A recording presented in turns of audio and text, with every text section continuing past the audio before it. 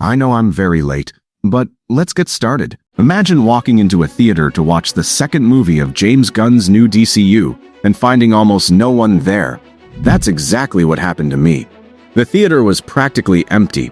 Including me, there were only 2 people watching the movie. But does that automatically mean the movie is bad? Not really. Sometimes great movies flop because of poor marketing, and sometimes hyped movies turn out to be disappointing. So today, we're breaking down Supergirl completely. Its story, performances, action, emotional moments, biggest flaws, and whether it's actually worth your money. And yes, there will be some light spoilers, so you've been warned. One story, the biggest thing you need to know is, Supergirl has an extremely simple story. The entire movie revolves around just 3 main characters: Supergirl, Ruthie, and the main villain, Krem of the Yellow Hills. Without revealing every surprise, Krem murders Ruthie's parents. At the same time, he poisons Krypto, Supergirl's beloved dog. The only antidote is in Krem's possession, so both Supergirl and Ruthie begin chasing him across space. For Ruthie, it's a revenge story. For Supergirl, it's a mission to save Krypto. That's basically the entire plot. And honestly, this simplicity becomes both the movie's biggest strength and its biggest weakness. 2. The biggest problem. The story follows a very familiar superhero formula. Travel to another planet, track Krem, fight his soldiers, have a moral conversation, repeat. After a while, the structure starts feeling repetitive.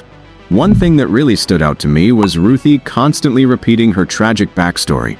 She tells almost every important character about her parents and revenge.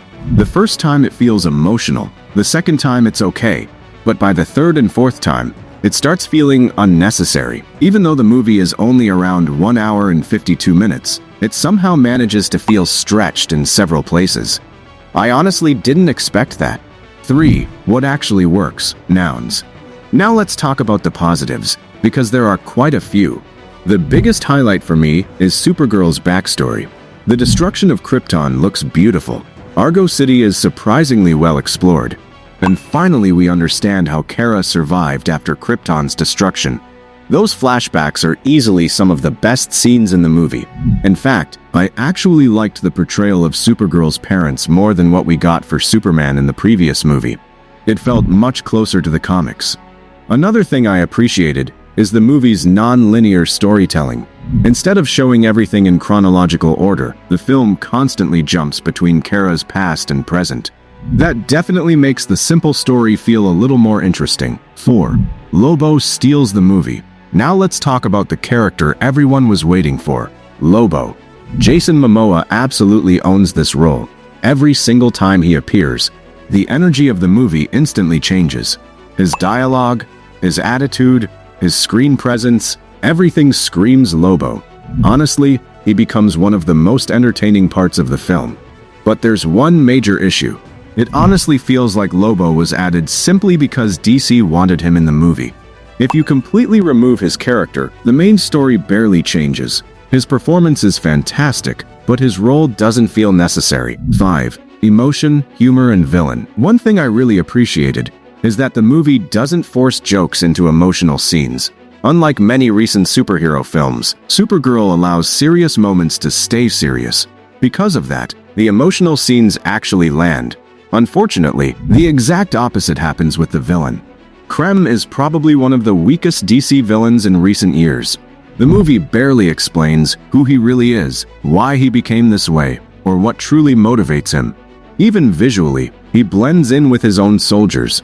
Sometimes it's genuinely difficult to tell which character is actually Krem.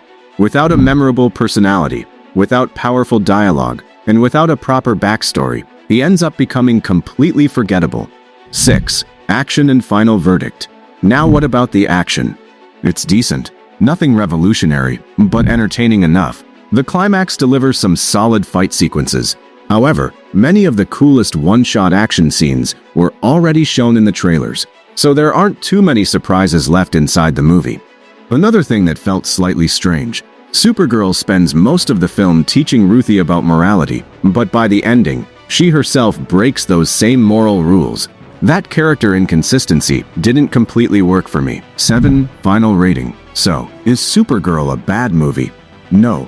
Is it a great movie? Also no. It's simply a decent superhero film.